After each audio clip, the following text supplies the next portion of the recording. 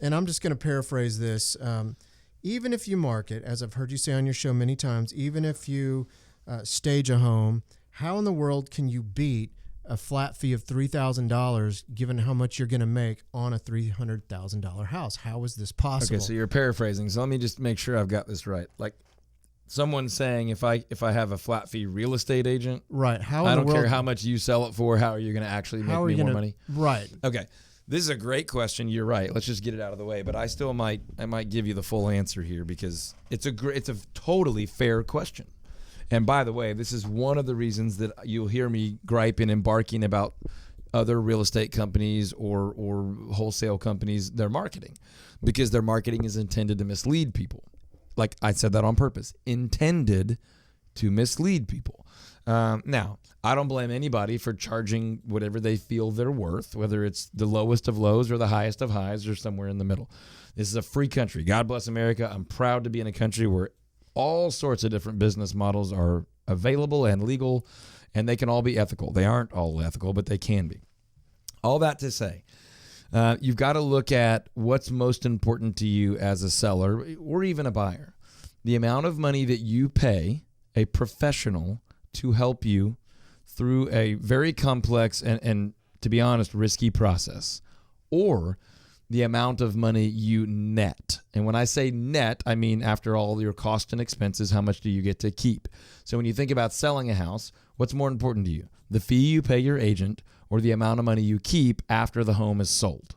If you're buying, it would be sort of what's more important? The amount of money that your agent gets paid, because they almost always get paid by the seller, or the amount of money you end up having to spend total to get into your home. So either way, the question is, what's most important?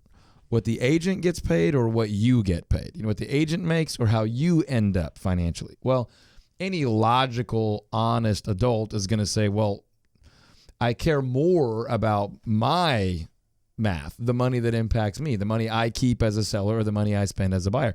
But it's also fair to say, but I do also care if I'm overpaying a real estate agent.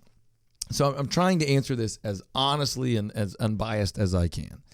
And so what it would come down to answer that question, how can you make it worth it for me, even if I could go over here and get some flat fee? And the answer is, I can make sure that you net more money, that you walk away with more money.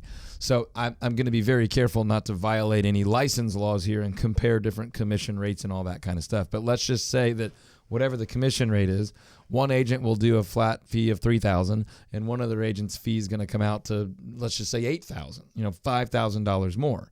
Well, one way to say this is this real estate agent, quote, costs $5,000 more.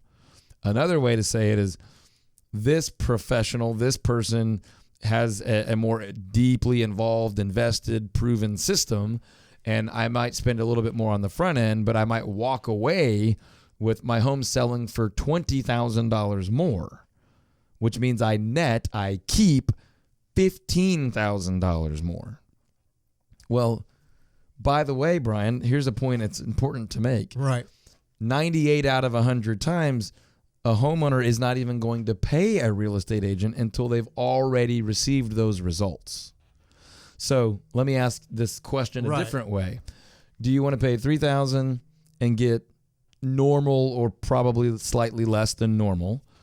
Or do you want to pay the $8,000 and make an extra $15,000, knowing that you don't have to pay the 3 or the 8 until you've already gotten the results?